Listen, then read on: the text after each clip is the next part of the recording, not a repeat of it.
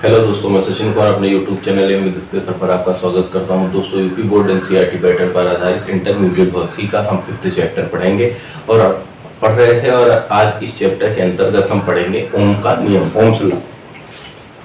Ohm's law क्या होता है, ओम के नियम में बताया गया था। अभी हम लोगों ने वैद्युत प्रतिरोध पढ़ा था, ठीक है, तो उसी से संबंधित इसकी भी थोड़ी सी परिभाषा है। ओम का नियम बताया गया, जैसे ये हमारा चालक तार है,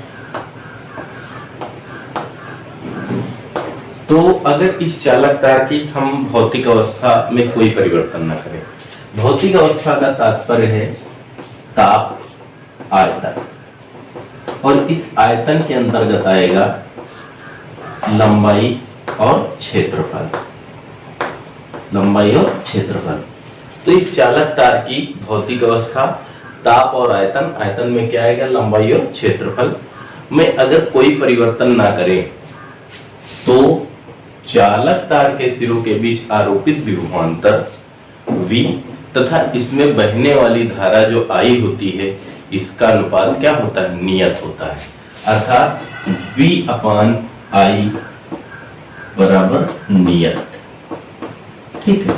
तो क्या बताया गया कि यदि किसी चालक तार की भौतिक अवस्था ताप और आयतन में हम कोई परिवर्तन ना करें तो चालक तार के सिरों के बीच आरोपित विभवांतर V तथा उसमें बहने वाली धारा I का जो अनुपात होता है वो क्या होता है, नियत रहता है। अर्थात V/I बराबर नियत।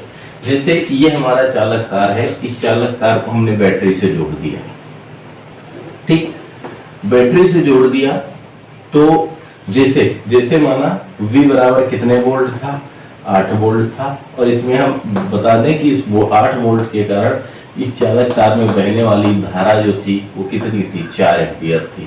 तो अगर V/I का यहाँ से हम मान निकालें तो V/I बराबर कितना आएगा, 2 एम्पीयर। कितना आएगा, 2 एम्पीयर, वो सॉरी 2 आएगा, V/I बराबर 2 आएगा, ठीक है। यहाँ से अगर हम V का मान बढ़ाएं, V का मान बढ़ा के जैसे हम करते हैं, कितना हो जाए 12। तो देखिए पहले वोल्टेज कितना था, 8 वोल्ट, अब वोल्टेज कितना हो गया, 12 वोल्ट। तो पहले धारा हमारी 4 एम्पीयर थी, अब वोल्टेज के बढ़ाने पर धारा भी बढ़ जाएगी, उसी अनुपात में धारा बढ़कर I बराबर कितनी हो जाएगी, 6। तो इस कंडीशन में फिर अगर हम V/I का मान निकालें तो V के स्थान पर रखेंगे 12, I के स्थान पर रखेंगे 6, ये कितना आएगा, 2। अगली कंडीशन में अगर हम वोल्टेज को घटा दें, 12 से वोल्टेज कर दे 8, V बराबर कर दे 4 वोल्ट। V बराबर कितना कर दे, 4 वोल्ट, तो धारा घटकर आपकी हो जाएगी I बराबर 2 एम्पीयर। तो V/I का मान भी कितना आएगा, 2 आएगा। अर्थात कहने का तात्पर्य क्या है, अगर इस चालक तार की भौतिक अवस्था ताप और आयतन में कोई परिवर्तन ना करें तो विभवांतर के बढ़ाने पर धारा का मान क्या होगा, बढ़ जाएगा, तथा विभवांतर के घटाने पर धारा का मान उसी अनुपात में क्या होगा, घट जाएगा, जिससे V/I का जो मान होगा वो क्या होगा, नियत होगा। और यही क्या, कौन सा नियम कहलाएगा, ओम का नियम। तो ओम का नियम था कि यदि हम किसी चालक तार की भौतिक अवस्था में कोई परिवर्तन ना करें तो चालक तार के सिरों के बीच आरोपित विभवांतर V तथा उसमें बहने वाली धारा I का जो अनुपात होता है वो हमारा क्या होता है, नियत होता है। इस स्थिति में वोल्टेज और धारा के बीच ग्राफ खींचने पर हमें एक जो होती है सीधी रेखा क्या होती, प्राप्त होती है। जैसे यहाँ पर V हमने लिख दिया वोल्ट और यहाँ पर लिख दिया I हमारी क्या है, धारा है, ठीक है। इसको आप ग्राफ पेपर पर बनाएंगे, जैसे हमने यहाँ से माना था, भी कहा था पहले वोल्टेज हमारा, वोल्टेज था पहले कितना था, चलो पहले था हमारा 4 वोल्ट, फिर कितना था 8 वोल्ट, फिर हमारा कितना था 12 वोल्ट। इसी के संगत हम धारा अगर माने, पहले धारा हमारी कितनी थी, पहले हमारी धारा थी 6 एम्पीयर, फिर 4 एम्पीयर, फिर 2 एम्पीयर। तो 6 एम्पीयर के संगत वोल्टेज कितना था, 12। यहाँ पर इसमें जाएंगे और 6 एम्पीयर के संगत 12 पर यहाँ पर चिन्ह लगाएंगे, ठीक है। फिर यहाँ पर जब वोल्टेज हमारा कितना था 8 वोल्ट, तो हमारी धारा कितनी थी, 4 एम्पीयर। ये हो जाएगा, पहले हम जाएंगे एक्स अक्ष वोल्टेज पर 8 वोल्ट, फिर धारा वाई अक्ष पर कितना जाएंगे, 4 एम्पीयर। फिर वोल्टेज हमारा 4 वोल्ट था, एक्स अक्ष पर जाएंगे 4 वोल्ट, फिर वाई अक्ष पर धारा कितनी थी, 2 एम्पीयर जाएंगे। इन बिंदुओं को जो मिलाएंगे तो इन बिंदुओं से हमको एक कैसी रेखा प्राप्त होगी, सीधी रेखा प्राप्त होगी। तो ये वोल्टेज और धारा के बीच खींचा गया ग्राफ है। अगर ओम के नियम का पालन होता है तो आपको एक कैसी रेखा प्राप्त होती है, सीधी रेखा प्राप्त होती है। ठीक है, तो ओम का नियम, चालक तार की भौतिक अवस्था ताप दाब आयतन में कोई परिवर्तन ना करे तो चालक तार के सिरे के बीच आरोपित विभवांतर तथा उसमें बहने वाली धारा का जो अनुपात होता है वो नियत होता है। ठीक, इसी में हमारा ओम अनुगमन वेग के आधार पर ओम का नियम, ये क्वेश्चन दूसरे शब्दों में पूछा जाता है, मुक्त इलेक्ट्रॉन मॉडल के आधार पर ओम के नियम का सत्यापन कीजिए। ये प्रश्न जो है बोर्ड परीक्षा की दृष्टि से बहुत ही महत्वपूर्ण है और ये आगामी वर्षों में जो है विगत वर्षों में कई बार ये प्रश्न पूछा गया है। ठीक, मुक्त इलेक्ट्रॉन मॉडल के आधार पर ओम के नियम का सत्यापन। हमने माना कि ये हमारा एक चालक तार है, ये जो चालक तार है, इस चालक तार की लंबाई जो हमारी L है, चालक तार की लंबाई L, इस चालक तार का क्षेत्रफल जो है वो A। ठीक, चालक तार की लंबाई L, चालक तार का क्षेत्रफल कितना है A। इस चालक तार के प्रति एकांक आयतन में उपस्थित मुक्त इलेक्ट्रॉनों की जो संख्या है वो कितनी n है। एक इलेक्ट्रॉन का जो आवेश है वो E है और इसमें उपस्थित मुक्त इलेक्ट्रॉनों का जो अनुगमन वेग है वो कितना है Vd। ठीक, हमने माना कि L लंबाई तथा एक क्षेत्रफल का एक चालक तार है। इस चालक तार के प्रति एकांक आयतन में उपस्थित मुक्त इलेक्ट्रॉनों की संख्या कितनी n, एक इलेक्ट्रॉन का आवेश E और इलेक्ट्रॉनों का जो अनुगमन वेग है वो कितना है Vd है। तो अगर हम इस चालक तार के सिरों के बीच विभवांतर आरोपित करते हैं, विभवांतर आरोपित करने का तात्पर्य क्या है कि इस चालक तार को हम बैटरी से जोड़ते हैं। तो जब हम बैटरी से जोड़ेंगे तो इस चालक तार में हमारी क्या बहेगी, धारा बहेगी। तो इस स्थिति में चालक तार के सिरों के बीच विभवांतर आरोपित करने पर प्रवाहित धारा, चालक तार के सिरों के बीच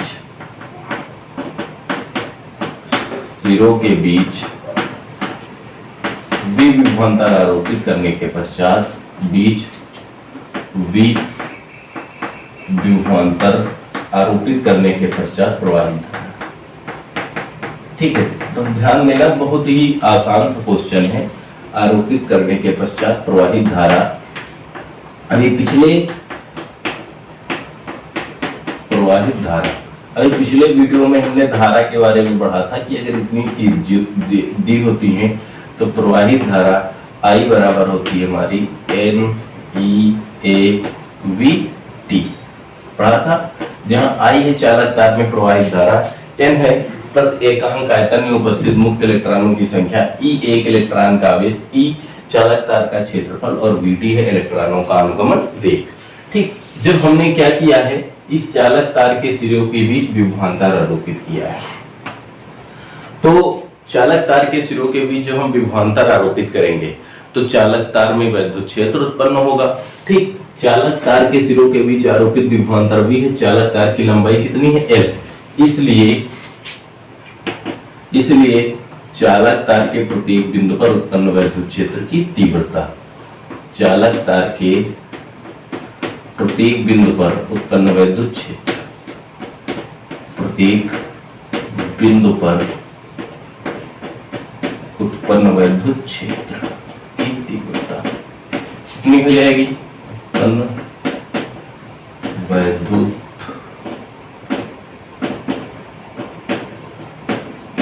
क्षेत्र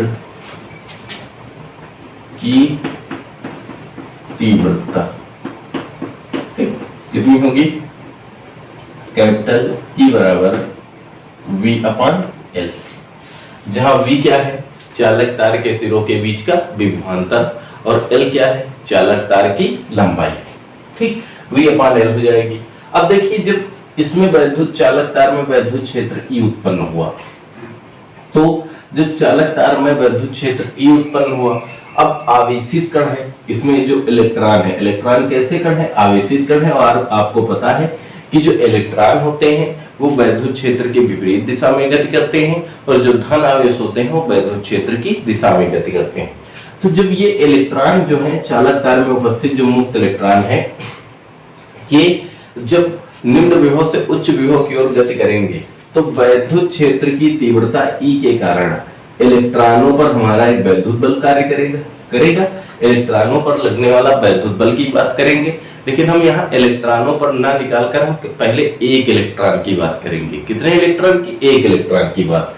तो हम लोगों ने वैद्युत क्षेत्र की तीव्रता से पढ़ा था परिभाषा से कि E बराबर होता है F/Q, जहां Q होता है आवेश और F होता है लगने वाला बल और E होती है वैद्युत क्षेत्र की तीव्रता। अब देखिए वैद्युत क्षेत्र की तीव्रता दी गई है, Q बराबर होता है हमारा Ne, जहां N होती है इलेक्ट्रॉनों की संख्या और E होता है एक इलेक्ट्रॉन का आवेश।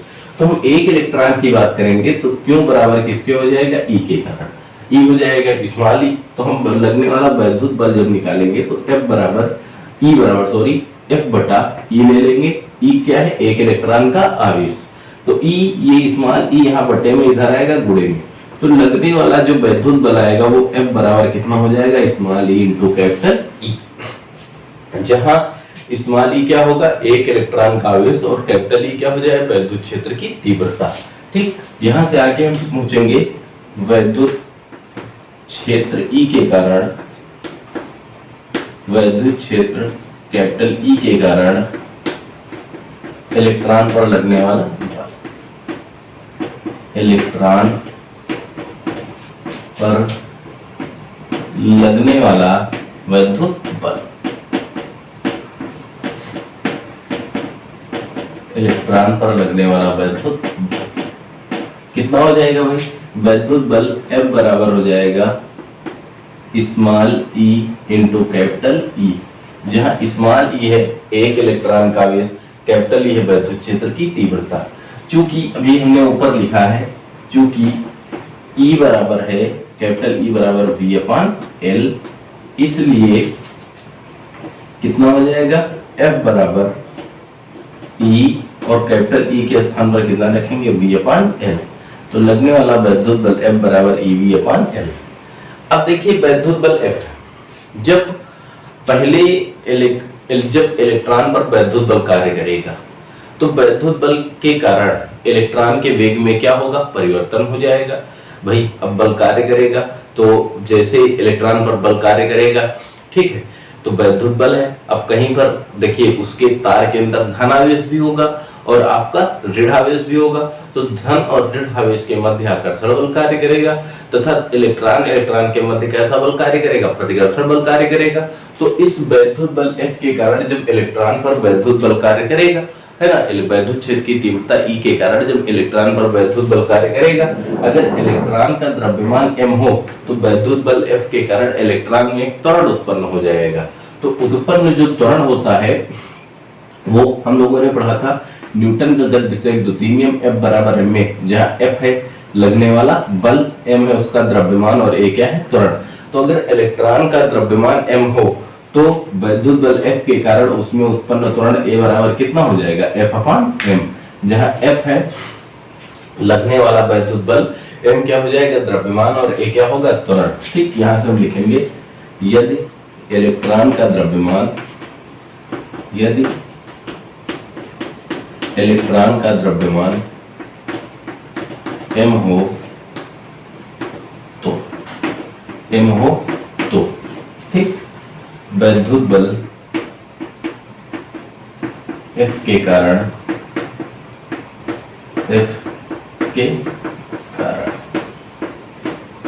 इलेक्ट्रॉन में उत्पन्न त्वरण, इलेक्ट्रॉन में उत्पन्न त्वरण न्यूटन के गति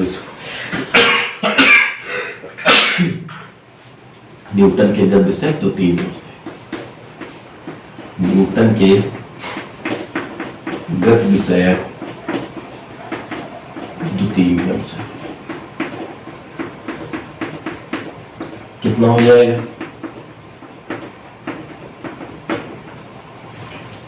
A बराबर F/m। ठीक, F का मान रख दे, F किसके बराबर है? EV/ml के है, इसलिए कितना हो जाएगा? A बराबर EV/L रखेंगे, Lm के साथ आ जाएगा ml। ये इलेक्ट्रॉन में उत्पन्न किया गया त्वरण A बराबर EV/ml, इसे मान लिया समीकरण 2। जहां ई इलेक्ट्रॉन का आवेश, वी वैद्युत विभवांतर, एम इलेक्ट्रॉन का द्रव्यमान और एल हो जाएगी चालक तार की लंबाई। अब इसी में हम आगे बात करेंगे, थोड़ा सा ध्यान देना है आपको यहाँ पर। देखिए, पहले जब हम वैद्युत क्षेत्र ई लगाएंगे तो इलेक्ट्रॉन विभवांतर आरोपित करेंगे, तो इलेक्ट्रॉन क्या करेंगे, इसमें उपस्थित इलेक्ट्रॉन गति करेंगे, ठीक। और इलेक्ट्रॉन गति के दौरान टकराएंगे, धनायनों से टकराएंगे, इलेक्ट्रॉनों से टकराएंगे, परमाणु से टकराएंगे। टकराने के पश्चात जो इलेक्ट्रॉन होंगे, इलेक्ट्रॉन का वैद्युत क्षेत्र के विपरीत दिशा में जो वेग होगा वो बढ़ जाएगा। वैद्युत क्षेत्र के विपरीत दिशा में इलेक्ट्रॉनों का वेग क्या होगा, बढ़ जाएगा, ठीक। क्योंकि भाई इलेक्ट्रॉन किधर चलते हैं, वैद्युत क्षेत्र के विपरीत दिशा में। तो जो वैद्युत विभवांतर आरोपित करने पर जब इलेक्ट्रॉन गति करेंगे, अगर हम विभवांतर नहीं आरोपित करते हैं तो भाई आपको हमने बताया था कि चालक तार जो होता है धातु का होता है। धातु में उपस्थित मुक्त इलेक्ट्रॉन जो होते हैं वो अनियमित गति करते हैं, वो गति करते रहते हैं, अनियमित गति करते रहते हैं, लेकिन इनका जो अनियमित औसत वेग होता है वो कितना होता है, 0 होता है, जिसके कारण इनमें सामान्य अवस्था में धारा का प्रवाह नहीं होता है। लेकिन जब हम धातु के सिरों के बीच विभवांतर आरोपित करते हैं तो इसमें जो उपस्थित इलेक्ट्रॉन होते हैं वो निम्न विभव से उच्च विभव की ओर गति करने लगते हैं, अर्थात एक ही दिशा में गति करने लगते हैं, जिसके कारण इसमें धारा का क्या होता है, प्रवाह होता है, ठीक है। ये बात आपको हमने बताया था। अब यहां से हम कह रहे हैं कि जब हम चालक तार के सिरों के बीच विभवांतर आरोपित कर रहे हैं तो इसमें उपस्थित मुक्त इलेक्ट्रॉन जो होते हैं गति करते हैं और गति के दौरान आपस में क्या होते हैं, टकराते हैं, जिसके कारण इन इलेक्ट्रॉनों का जो वेग होता है वो वैद्युत क्षेत्र के विपरीत दिशा में क्या होता है, बढ़ जाता है, विद्युत क्षेत्र के विपरीत दिशा में बढ़ जाता है। यदि इलेक्ट्रॉनों की दो क्रमागत टक्करों के बीच का, यदि इलेक्ट्रॉनों की दो क्रमागत टक्करों के बीच का समय अंतराल कितना हो, टाउ हो, इलेक्ट्रॉनों की दो क्रमागत टक्करों के बीच का समय अंतराल कितना हो, टाउ हो, और इलेक्ट्रॉन का त्वरण कितना हो, ए हो, तो इलेक्ट्रॉन के हम वेग में होने वाली वृद्धि निकाल लें।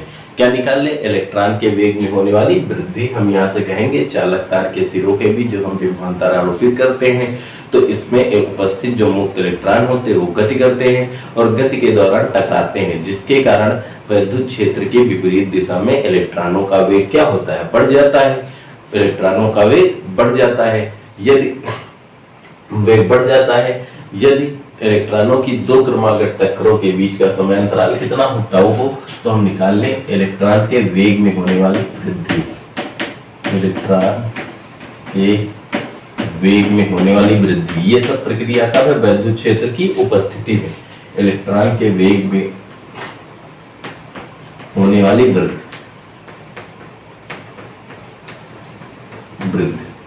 ठीक। तो वेग वृद्धि अर्थात वेग परिवर्तन हम लोगों ने पढ़ा था त्वरण की परिभाषा से। त्वरण ए बराबर होता है वेग परिवर्तन बटे समय अंतराल, पढ़ा था भाई, वेग परिवर्तन बटे समय अंतराल। तो ए बराबर हम वेग परिवर्तन निकाल रहे हैं और बटे जो समय अंतराल है कितना है, टाउ, तो कितना हो जाएगा, ये टाउ यहाँ बटे में इधर गुणे में आ जाएगा, तो वेग में होने वाली वृद्धि अर्थात परिवर्तन ही तो है, तो कितना हो जाएगा, वेग में होने वाला परिवर्तन हो जाएगा ए टाउ। अर्थात ये कब है, जब हम वैद्युत क्षेत्र लगाएंगे तो वैद्युत क्षेत्र लगाने पर इलेक्ट्रॉन के वेग में कितनी वृद्धि हो जाएगी, ए टाउ की वृद्धि हो जाएगी। ये कहां से निकाला, त्वरण ए बराबर वेग परिवर्तन बटे समय अंतराल से, ठीक। ये वैद्युत क्षेत्र के कारण है। अब यहां से ध्यान देना, अगर वैद्युत क्षेत्र ई अनुपस्थित रहा हो, वैद्युत क्षेत्र ई क्या रहा हो, अनुपस्थित रहा हो, तो ई की अनुपस्थिति में इलेक्ट्रॉन कैसे गति करते हैं, अनियमित गति करते हैं। तो वैद्युत क्षेत्र की अनुपस्थिति में इलेक्ट्रॉनों का जो औसत ऊष्मीय वेग हो वो कितना रहा हो, u1 रहा हो। ये वैद्युत क्षेत्र की अनुपस्थिति में इलेक्ट्रॉनों का जो ऊष्मीय वेग हो, इलेक्ट्रॉन का, एक इलेक्ट्रॉन का ऊष्मीय वेग कितना हो, u1 हो, और वैद्युत क्षेत्र जब उपस्थित हुआ तो उसके वेग में कितनी वृद्धि हो गई, ए टाउ की वृद्धि हो गई। इसलिए अब हम इलेक्ट्रॉन का कुल वेग निकाल लें। पहले कितना था, u1 था, वैद्युत क्षेत्र की अनुपस्थिति में U1 था और वैद्युत क्षेत्र की उपस्थिति में a टाउ की क्या हो गई, वृद्धि हो गई। तो हम निकाल लें कि इलेक्ट्रॉन का कुल वेग कितना हो जाएगा, अर्थात अंतिम वेग कितना होगा। प्रारंभिक U1 था, a टाउ की वृद्धि हो जाएगी, इसलिए इलेक्ट्रॉन का हम निकाल ले भाई, इलेक्ट्रॉन का वेग, इलेक्ट्रॉन का वेग, अर्थात हम लोगों ने पढ़ा है वेग परिवर्तन बराबर होता है अंतिम वेग माइनस प्रारंभिक वेग, अंतिम वेग माइनस प्रारंभिक वेग। तो वेग परिवर्तन कितना हुआ, a टाउ, हम अंतिम वेग निकाल रहे हैं, अर्थात वैद्युत क्षेत्र लगाने के जब लगाएंगे तब का वेग, अंतिम वेग माइनस प्रारंभिक वेग। वैद्युत क्षेत्र की अनुपस्थिति में एक इलेक्ट्रॉन का जो प्रारंभिक वेग कितना था, U1 था, ये U1 इधर माइनस में इधर आएगा प्लस में, तो इलेक्ट्रॉन का जो वेग हो जाएगा वो कितना हो जाएगा, U1 plus a tau.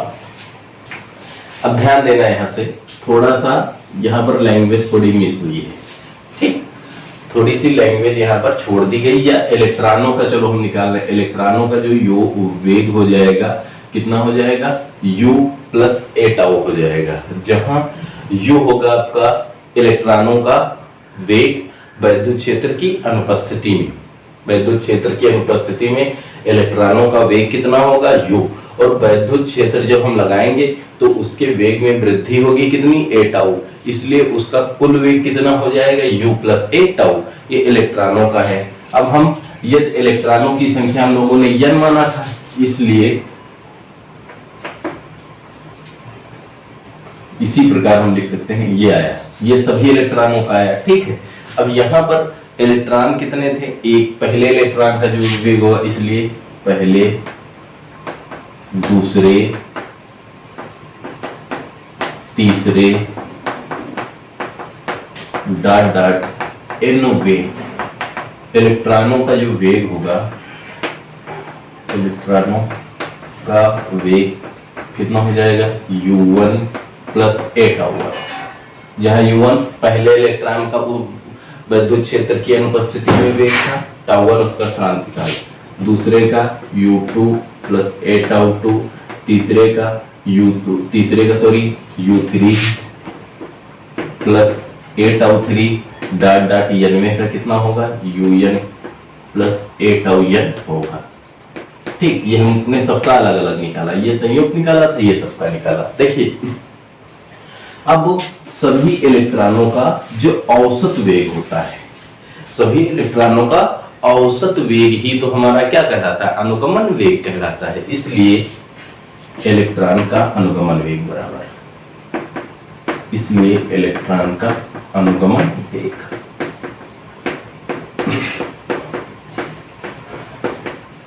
Vd बराबर क्या हो जाएगा, इन समस्त वेगों का समांतर माध्य, तो कितना हो जाएगा, U1 plus a tau 1 plus U2 plus a tau 2 plus U3 plus a tau 3, dot dot UN plus a tau n अपान पूरे का बटा n।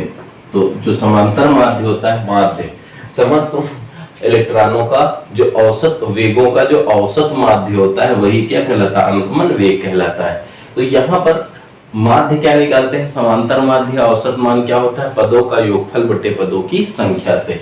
यहाँ से कितना हो जाए, ये पदों का योगफल हो गया n और ये पदों की संख्या, तो UD बराबर VD बराबर, अब देखो U वाले को एक साथ कर ले और a टाउ को हम एक साथ कर ले, तो कितना होगा ये U1 plus U2 plus U3 dot dot UN upon n, ठीक, plus a tau 1 plus a tau 2 plus a tau 3 plus a tau n, इसमें a लेने का मन जो हो जाएगा tau 1 plus tau 2 plus tau 3 dot dot tau n, इस पूरे का बटा n। देखो ये U1 U2 U3 dot dot UN जो था, ये वैद्युत क्षेत्र की अनुपस्थिति में इलेक्ट्रॉनों का अनियमित वेग था। U1 पहले इलेक्ट्रॉन का अनियमित वेग, U2 दूसरे इलेक्ट्रॉन का अनियमित वेग, U3 तीसरे इलेक्ट्रॉन का अनियमित वेग और UN तीसरा nवें इलेक्ट्रॉन का अनियमित वेग। तो जो अनियमित वेग होता है वो कितना होता है, उसका जो माध्य होता है वो शून्य होता है। वो क्या होता है, माध्य उसका क्या होता है, शून्य होता है। इसीलिए तो अनियमित वेग के कारण धारा का प्रवाह नहीं होता है। तो ये जो ऊष्मीय वेग है, अनियमित ऊष्मीय वेग, चूंकि अनियमित ऊष्मीय वेग का माध्य का औसत माध्य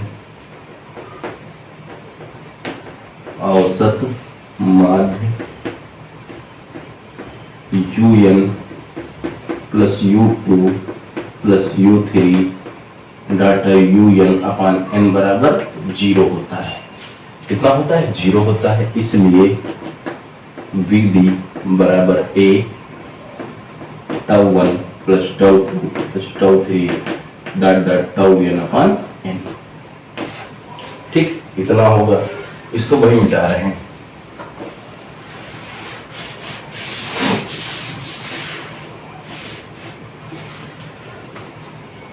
अब यहां से τ1 प्लस τ2 प्लस τ3 डाटा τn अपान n जो हो जाएगा ये टाउ के बराबर हो जाएगा। ये श्रांतिकाल का औसत है और श्रांतिकाल का औसत किसके बराबर, टाउ के बराबर होगा। इसलिए यहां से चूंकि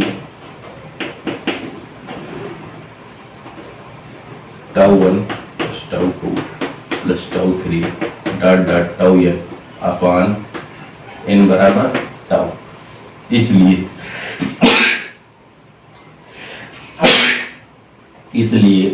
अनुगमन वेग जो होगा, अनुगमन वेग vd बराबर a इंटू टाउ। जहां a जो हो जाएगा हमारा हो जाएगा त्वरण और टाउ हो जाएगा श्रांतिकाल। ठीक, समीकरण 2 से a का मान रखते हैं। समीकरण 2 से a का मान रखें।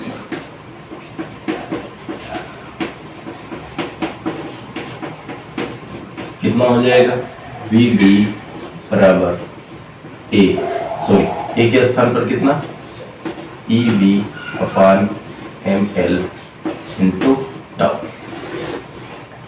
ये जो हमारा है अनुगमन वेग तथा वैद्युत विभवांतर में संबंध है। ये भी बहुत पूछा जाता है कि इलेक्ट्रॉनों के अनुगमन वेग तथा वैद्युत विभवांतर में संबंध स्थापित कीजिए, तो पूरी प्रक्रिया आपको यहाँ तक करनी पड़ेगी। ठीक, ये क्या है हमारा अनुगमन वेग तथा वैद्युत विभवांतर में संबंध, अनुगमन वेग तथा वैद्युत विभवांतर में संबंध।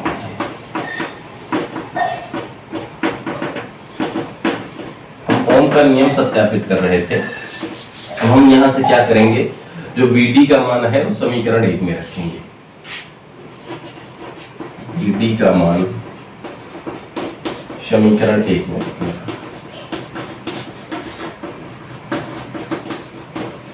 समीकरण 1 में रखने